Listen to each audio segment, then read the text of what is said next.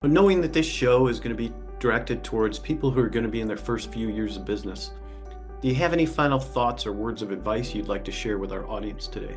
Oh gosh, I'm right there with you, man. You know what I mean? I'm still in my first. I still like I'm still right in my first years as well. I read a great quote, and it's a short one, but it says, there's no mud and no lotus, right? So what that means is like you got to get in there and you got to get dirty and you got to, man, I've failed in front of huge groups of people. The software is pooped out on me and I wasn't able to perform, right? I mean, and I'm just kind of stand there and you just got to kind of take it and learn from each of those experiences. And you can't be afraid of failure. A lot of these things are kind of cliche, but you just got to get in there and do it. And I'm still doing it, and there's no guarantees either, and that's what's terrifying about it, but it's also what's kind of exhilarating about it. And to be frank, that's I think what drives me to be so passionate and continue to try to be the best that I can be in all areas of my life, is because I know there is no guarantees, and that frankly the only way that you can increase your odds of success is by applying yourself in every way, shape, and form, continuing to learn,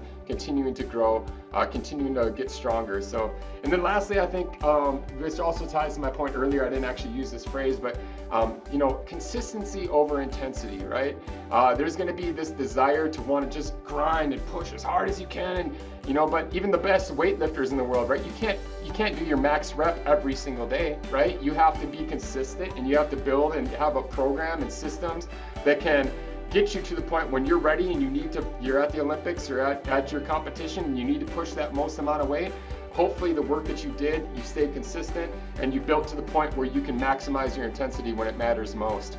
And so I guess if I were to say anything, it would be those two things. It's just no mud, no lotus, meaning that you're not going to grow something beautiful unless you're willing to get dirty and willing to get in the mud. And then secondly, consistency over intensity, because you can't maintain intensity, but you can maintain consistency. And again, given the right parameters, the right circumstances, the right strategy, if you are consistent, you're able to apply that intensity at the time when it matters most.